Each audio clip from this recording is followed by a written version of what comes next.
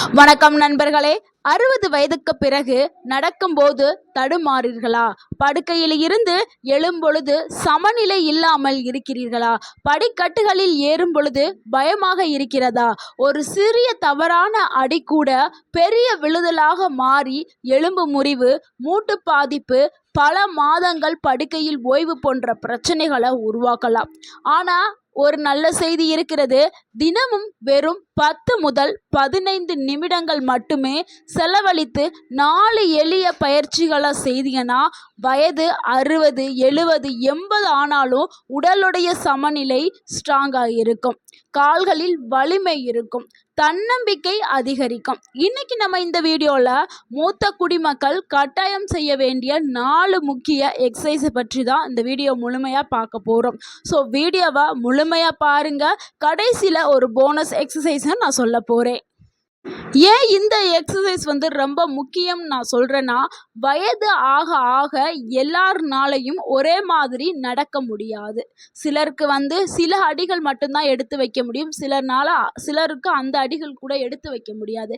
ஆனால் அப்படி இருக்கிறவங்க நம்ம பார்க்கக்கூடிய இந்த 4 எக்ஸசைஸை நீங்கள் செய்ய செய்ய செய்ய உங்களுடைய கால்களுக்கு நல்ல ஒரு ஸ்ட்ரென்த் கிடச்சி நீங்கள் நல்லா எளிமையாக நடக்க ஆரம்பிக்கலாம்.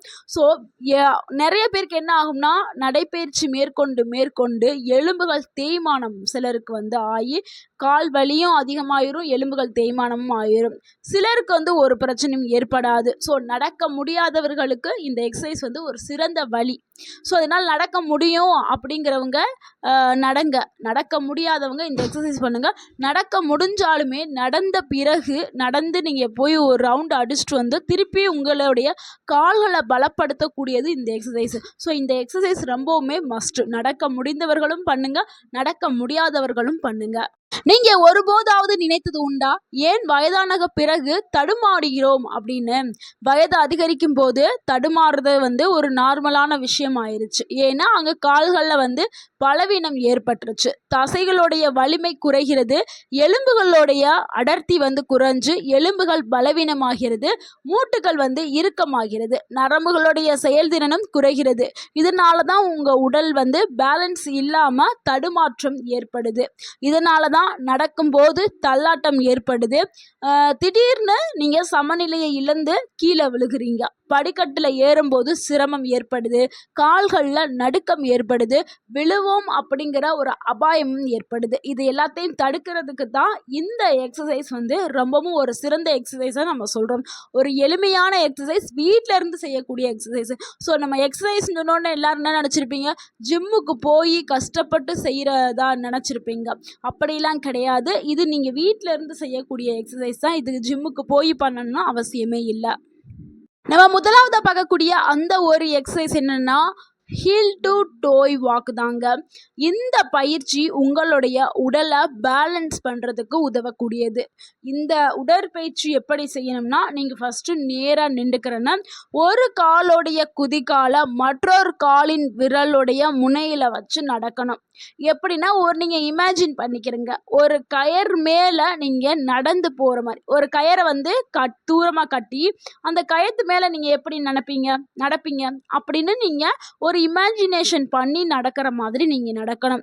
ஃபார் எக்ஸாம்பிளுக்கு இந்த இமேஜில் தெரியுதுல, இங்கே எப்படி நடக்கிறாங்க. ஸோ அது மாதிரி நிறைய பேருக்கு தெரியும், கோயில்கள்லாம் போய் அடிப்பிரதேசம் அப்படின்னு சொல்லிட்டு பண்ணுவாங்கல்ல, அந்த ஒரு செயல் தான் இங்கே நம்ம எக்ஸசைஸாக பண்ண சொல்கிறோம். ஸோ அது நம்மளுடைய முன்னோர்கள் எதை செஞ்சாலும் ஒரு அர்த்தம் இருக்குங்க.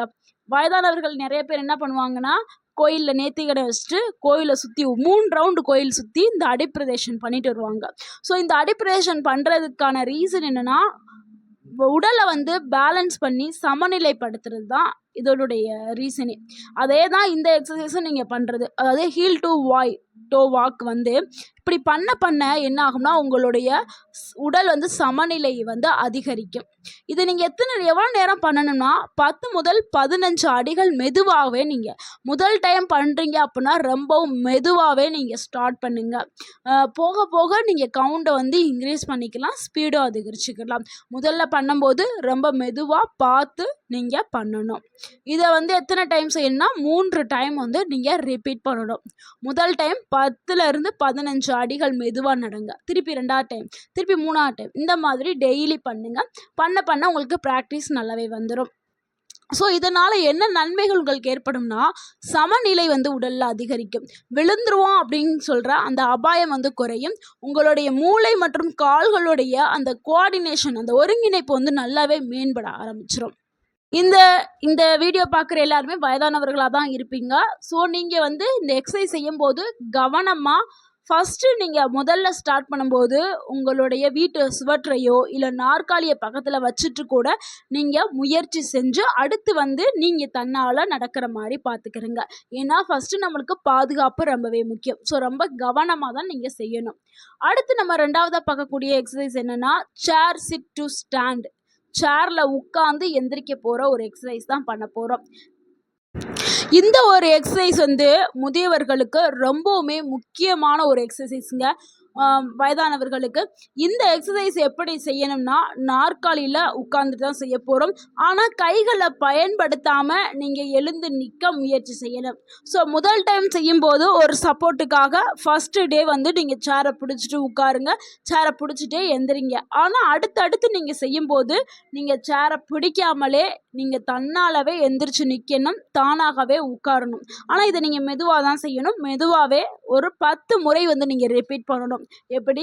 உட்காரணும், எந்திரிக்கணும், உட்காரணும், எந்திரிக்கணும், 10 கவுண்ட் ஞாபகம் வச்சுக்கிறோங்க. 10 முறை செஞ்சுருங்க. இதையே நீங்கள் திருப்பி மறுபடியும் 3 முறை 3 டைம் ரிப்பீட் பண்ணுங்க. திருப்பி மறுபடியும் ஒரு 10, அடுத்து 10. ஸோ இதை ஒவ்வொரு நாளும் நீங்கள் ஃபஸ்ட்டு டே செய்யும்போது கொஞ்சம் கடினமாக இருக்கும், அதனால் 10 செய்யுங்க.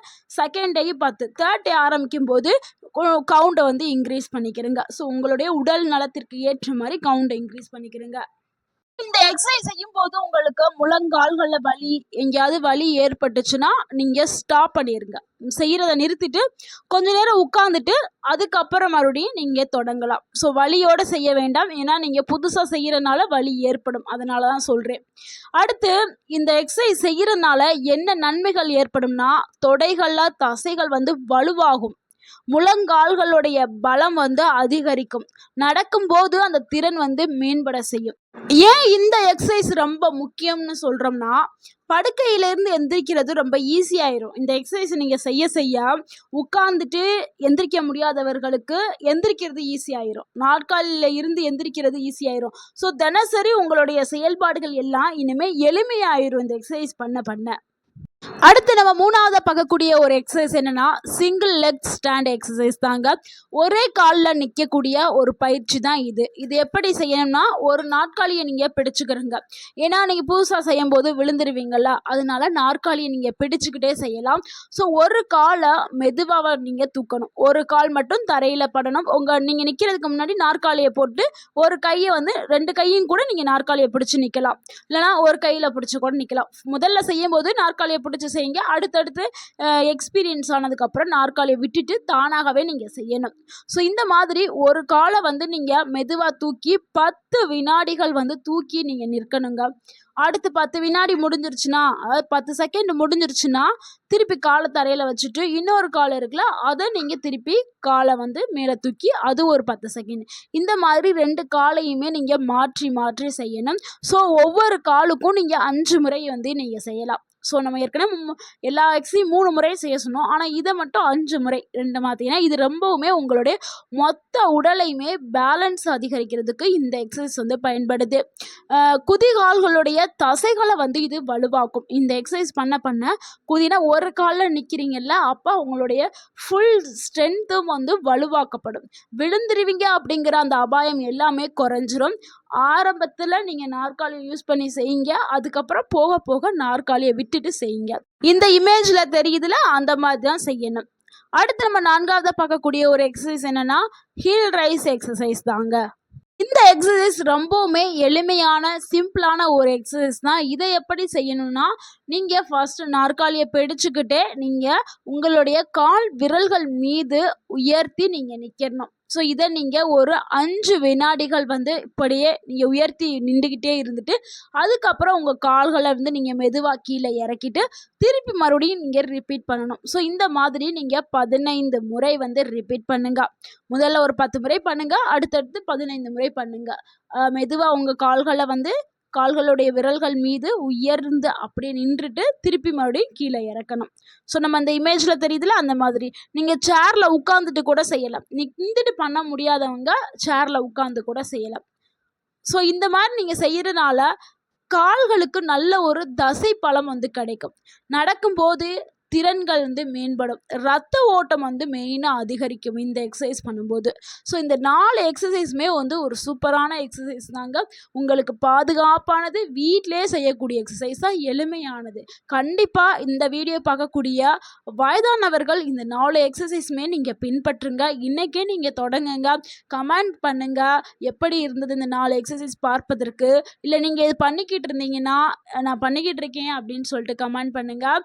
இது ரொம்பவுமே எளிமையானது, பாதுகாப்பானது, சேஃபானது. நீங்கள் பயப்படவே தேவையில்லை. ஆனால் கண்டிப்பாக உங்களுடைய உடல் ஸ்ட்ரென்த் இந்த எக்ஸசைஸை வந்து செய்கிறதுக்கான சிறந்த நேரம் என்னென்னா, காலையில் நீங்கள் செய்கிறதுக்கு டைம் இருந்தால் காலையில் செய்யுங்க.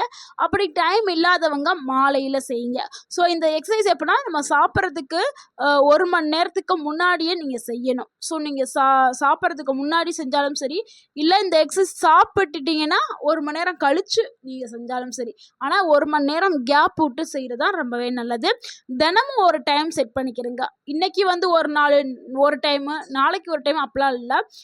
இன்றைக்கி நீங்கள் காலைல ஒரு 7:30க்கு செய்கிறீங்கன்னா டெய்லியுமே காலைல 7:30க்கு செய்யுங்க. இல்லை நான் காலைல 9 மணிக்கு செய்யணும், டெய்லி 9 மணிக்கு. நீங்கள் மாலையில் 4:30க்கு செய்யணும், டெய்லி 4:30க்கு. அந்த மாதிரி சேம் டைம் வந்து செட் பண்ணிவிட்டு டெய்லி செய்யுங்க. இந்த எக்ஸசைஸ் செய்யும்போது கவனிக்க வேண்டிய விஷயம் என்னென்னா, அது செய்யக்கூடாத தவறுகளை செய்யக்கூடாது. அவசரமாக எப்போவுமே செய்யாதீங்க. அதே மாதிரி வலி இருந்துச்சுன்னா நீங்கள் ஸ்டாப் பண்ணிவிட்டு உட்காந்துட்டு மறுநாள் ஸ்டார்ட் பண்ணுங்க. வலியோடு தொடர்ந்து செய்ய வேண்டாம். அதே மாதிரி நீங்கள் செய்யக்கூடிய இடம் வந்து இந்த சில டைல்ஸ்லாம் இருக்கும். டைல்ஸில் போய் வழுக்கிற மாதிரியான இடங்கள்ல செய்யாதீங்க. டைல்ஸ் இருந்தால் மேலே வந்து ஏதாவது ஒரு மேட்டு அந்த மாதிரி ஏதாவது போட்டுட்டு நல்ல ஒரு தரையில் போய் செய்யுங்க. அடுத்து மூச்சை பிடித்து கொண்டு செய்ய வேண்டாம். மூச்சை ஃப்ரீயாக விட்டுட்டு செய்கிறது ரொம்பவே நல்லது. இதெல்லாம் தவிர்க்க வேண்டியது.